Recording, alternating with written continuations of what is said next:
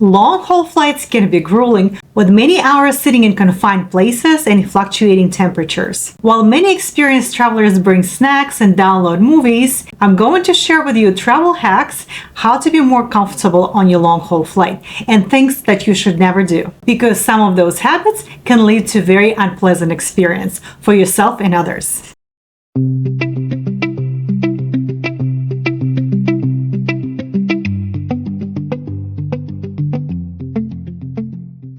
Hi, my name is Veronica. Welcome to my channel, Happy Lady One-on-One.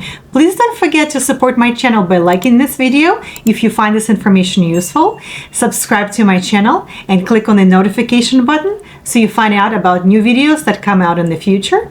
And leave me comments and questions below. Let's get started. First off, let's talk about long-haul flights in general, because a lot of times it might be 5 to 7 hours if you're flying in the United States, or it can be something overnight if you're flying to Europe or overseas. Some long-haul flights can be 10 plus hours and maybe 20 hours if you're going somewhere like New Zealand or Australia. But regardless where you're traveling, you should always consider comfortable clothes. I would always recommend something darker. Do not wear white or beige. Do not wear anything tight, because during the flight you might get bloated, so it's always better to have something loose and comfortable. During those long flights, a lot of times the crew on board does not clean the tables or the trash. The rule of thumb is bring something that you can wipe that table with.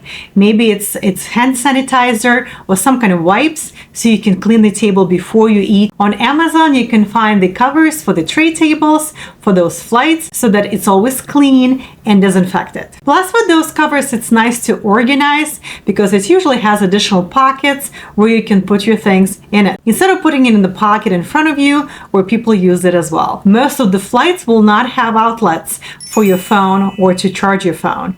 So if there is one, there is a USB charge, so make sure you bring a cable, but a lot of times those ports do not work. The USB ports can also be found between the seats, but the best way to handle it is bring your own compact battery for your phone, for your earplugs, and for any other devices that you're using on the plane. A few years ago, I flew to Dubai, and that was a 12 to 14-hour flight. It was a direct flight, but it was very cramped. There were a lot of people on the plane. And what I noticed was one of the people, a few seats from me, was wearing something really strong, some strong fragrance. And for the most part of my trip, I was extremely uncomfortable. I had to wear a mask because the smell was so strong. It's probably the worst when somebody even trying to spray perfume or cologne on board of the plane or do it right before. And some people can be allergic. Some people might not like the smell. So I definitely recommend not to do that. It's one of those no-nos. Do not use any fragrances before you go on the plane. On the contrary, you can use a sweat block that I'm going to leave a link to this product in the description below. And the sweat block will be great for all those excessive sweating on the board of the plane. I personally witnessed many times how people would wear socks or even white socks to go to the bathroom. Or the kids might run around the cabin bare feet. So definitely don't do that. Don't go bare feet or in the socks to use the bathroom, because those places are gross, they're dirty, the floors can be dirty throughout the cabin, because besides vacuuming, nobody's washing those floors in between the flights, so it might be all kinds of stains, something sticky or oily on the floor, so it's definitely gross. So definitely wear shoes every time you walk around. Many people forget to drink a lot of liquids or water before their long-haul flight. So that's definitely a no-no, because your body will need that hydration. So starting a day before your trip, or maybe the morning of your trip, try to drink as much water as possible. I also take aspirins, baby aspirins. I take 5 or 6 of them before the flight. This way it definitely will help you to get through the flight. Don't go on the plane without hydration. Moreover, if you're traveling with budget airlines that does not provide you with water or any drinks, bring your own reusable water bottle and refill it in the airport. This way you can always have water on hand. Some people travel in sandals or flip-flops. My feet get swollen after long-haul flights, so I definitely wear compression socks for the whole duration of the flight. I usually put it right before I board the plane, and I take it off after I get off the plane. And my legs hardly ever swell when I'm using the compression socks. A lot of times I get horrified when I see people wearing flip-flops on the long-haul flights.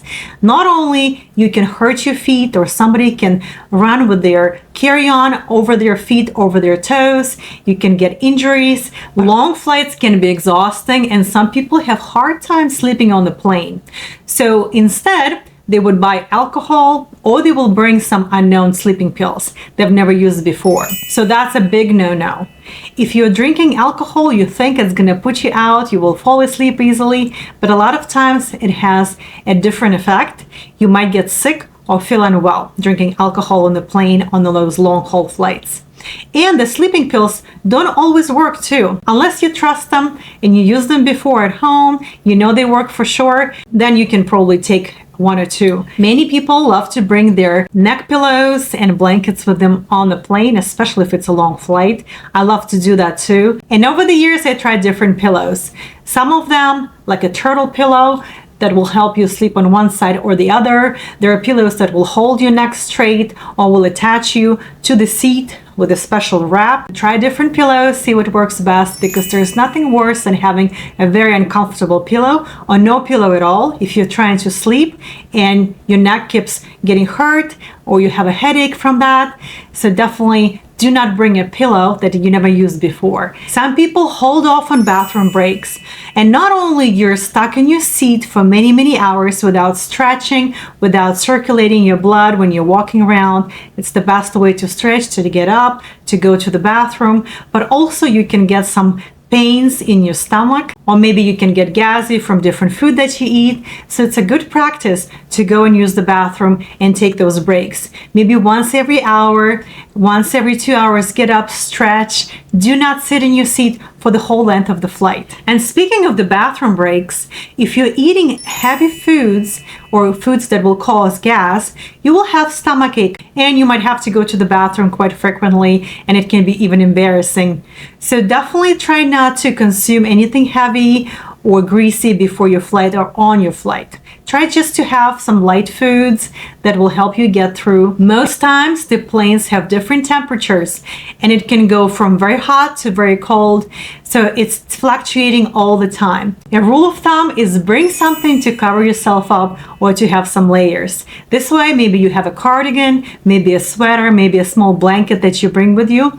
But don't go on the plane expecting that the temperature to be perfect. It's going to be sweaty at times and hot, and it's going to be freezing at times as well. So don't go unprepared. The last thing I would like to talk about is something that helps me release pressure when I'm flying, especially when I'm landing. At times when you're congested, maybe you have minor cold or allergies, and you're landing, your ears will hurt really bad. There is a solution for that. Maybe there is some kind of medication available, but what I found out for myself personally that I absolutely swear by nowadays is the special earplugs that go in your ear and expand your ear. So during landing, you won't get an ear pain or any kind of headache. I'm going to leave a link in the description below for the earplugs, and definitely get them if you have those ears that hurt during landing. It's definitely a lifesaver for me. And then sometimes if you don't have those things and you landed, my ears can stay plugged for maybe an hour or two after the trip. It gives you some unnecessary pressure. So definitely bring with you those earplugs and don't go without them. Thank you so much for watching my video.